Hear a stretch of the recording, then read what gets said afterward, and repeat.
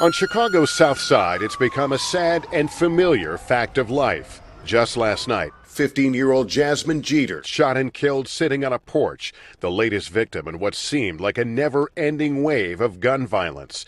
It's what Chicago police have been bracing for.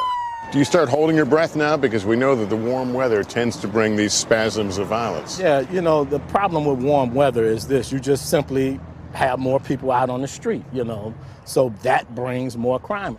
But this summer, Chicago police hope to find themselves somewhat ahead of the game with a new strategy. In a tiny command center in Chicago's Inglewood Police District, trouble is detected long before the first call to 911. So it's 4 rounds. Microphones, part of a system called ShotSpotter, detect gunfire, and a network of cameras paint a full picture for responding officers. It's more than gee whiz. It's changing policing and helping reduce violence in Chicago's most notorious neighborhood. There's a camera somewhere around here watching us. Yeah, if you look over there, there's a camera looking at everything we're doing right now. And these pod cameras have actually helped us apprehend offenders in real time. Chicago has struggled for years with soaring violence and a rising murder rate. Police Superintendent Eddie Johnson says they've seen a 19% decrease in murders in the past year and a 22% reduction in shootings citywide.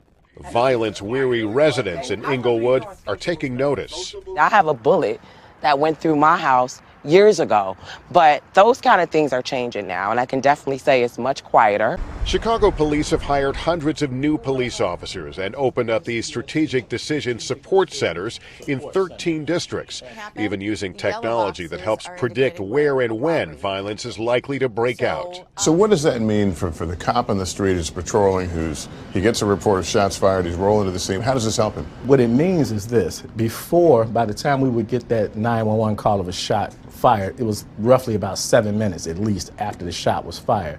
Now we get it within 20 seconds. Chicago's transformation can be traced to an unexpected place. Los Angeles, which though physically very different, faces similar issues. We are very tied at the hip cities because we both face a gang problem. The city's top cops recognizing there was much to be learned from each other. Chicago has tremendous technology. But what we worked on over the last few years with them is their accountability piece. In other words, owning the problem. We found out that LA had the process in place to do what we're doing now. They just didn't have the technology that we had. But as a recent spasm of violence painfully makes clear, there is still work to be done, including issues of trust, with the murder trial of the officer charged in the death of unarmed teenager Laquan McDonald about to begin. We want people to feel safe, and I can tell you this, we're seeing progress, and that when we get done with everything that we're doing, Chicago will be the safest big city in this country. The drop in violence has been especially notable in the Inglewood neighborhood, where shootings have fallen by more than half compared to last year. Hey, NBC News fans, thanks for checking out our YouTube channel. Subscribe by clicking on that button down here, and click on any of the videos over here to watch the latest interviews, show highlights, and digital exclusives. Thanks for watching.